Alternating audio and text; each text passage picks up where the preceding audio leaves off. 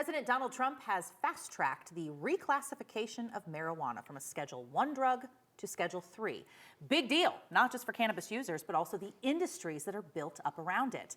Today we have joining us Shannon Donnelly. She's a professor at the School of Hospitality at MSU Denver, among many other things on your resume related to the cannabis industry. So thank you, Shannon, for coming in today. Thanks for having me. You are a real good local expert to talk to because you've worked kind of in a couple different spaces in and around the market of cannabis in Colorado. Give us a little background on you. Yeah, so I've been in the industry for 18 years. I started when we were just medical, moved into being a consultant, and ran my own cannabis company and CBD company. Then I became a regulator working for the city and county of Denver, and I teach as well at MSU Denver. So you've watched the evolution in Colorado of Yes. cannabis here. Yes. So first thing off the top, for those who don't really follow this closely, big deal to go from one schedule to another. For one Schedule I to Schedule III, what does that mean? And give us some comparisons of like what other drugs might be in those pockets. Yeah, so at Schedule I, we were in the same level as heroin and ecstasy. But moving to Schedule III, we're going to be on the same level as things like Tylenol with codeine or anabolic steroids. What it means is that the federal government finally realizes that there's medicinal value in cannabis,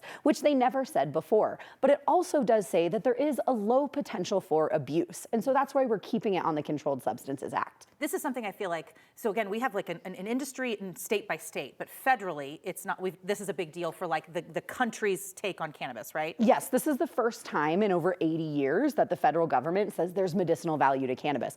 Colorado has been medicinally legal since 2001, and with adult use coming in 2014. Adult use is still federally illegal, but now this medicinal market is really opening up. Interesting. Okay, let's talk more about like the Colorado industry, regulated industries, because cannabis here it's regulated. There's a whole market build up around it. What does this federal move mean for the regulated industries in Colorado? Yeah, the biggest thing that it means is tax relief. So 280E is a tax code that makes it so that cannabis businesses could not deduct any regular expenses, so labor or rent. And so just on our next year's taxes, depending on how quick this goes on a federal level, our businesses could be making 40% more in their margins. I'm sure those business owners are pretty stoked about that. And when we talk about businesses, I mean, immediately you're going to think of someone who's selling cannabis. And again, does this mean just those who are selling medical?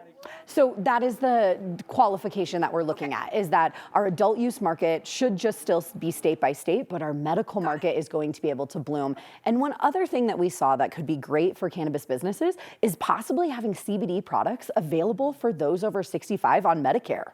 Interesting. Okay. What are the industries? People don't always think about, like, you think about someone who just sells it, but then there's other things that have built up around it in hospitality as a whole. So what are we not thinking of here when we think of businesses connected to cannabis? Yeah, so we're thinking about the ancillary businesses, education businesses, packaging. They're going to be able to, our cannabis businesses are going to be able to spend more money on marketing, more money on packaging. But also what we've seen here in Colorado is really our hemp industry become quite small because of the regulations. And with this change on a federal level, our hemp industry could grow and actually have new access points for consumers that could be through pharmacies. Because we're talking about regulated businesses, does this change? I mean, I'm just thinking, I've never opened a business that has to do with cannabis. What does that look like in 2026? So it's going to look very different because our adult use, again, is still federally illegal. But medical could see a brand new boom through FDA approvals of drugs and pharmacies and maybe compound pharmacies opening up so that people could have access to these products. So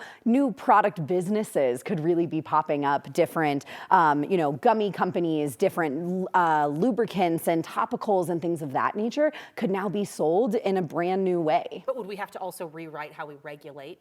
So we would. There'll be a lot of new rules to consider as well. Correct. But I think what we saw in yesterday's conference was that we have a framework of rules that don't quite make sense. And what the federal government wants to do is consolidate those rules so it could be clearer for businesses, pharmacists, and for doctors and consumers at the end. Interesting. And then all these businesses will then have to adapt on the backside as well. It sounds like it's generally well received among all these businesses. Yes? I would say we have kind of two different schools of thought in the cannabis industry. A lot of people want it descheduled. Let's sell it like alcohol and tobacco. But then we saw researchers and larger government agencies really saying there's medicinal value to this and we need to research it. And so that's going to be the big change, is research and access on a medical level for these products.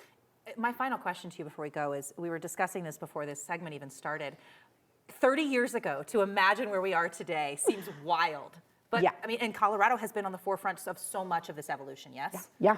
In 2007, when I started in this industry, I thought, well, maybe one day we would be accepted federally, but we never knew. In 2014, I thought to become a pharmacist because I knew, hey, maybe that's how cannabis is going to be sold in the future. A lot of us saw this coming, but we didn't really see how opened up it was going to be. In that conference yesterday, we heard Dr. Oz say people over 65 may get access to cannabinoid products free of charge, up to $500 a year. And we didn't expect that, I think, in the industry back those years. What an interesting time, and also interesting place Yes. to really see how this is going to move forward. Okay, Professor Donnelly, thank you so much for joining us. We really appreciate you.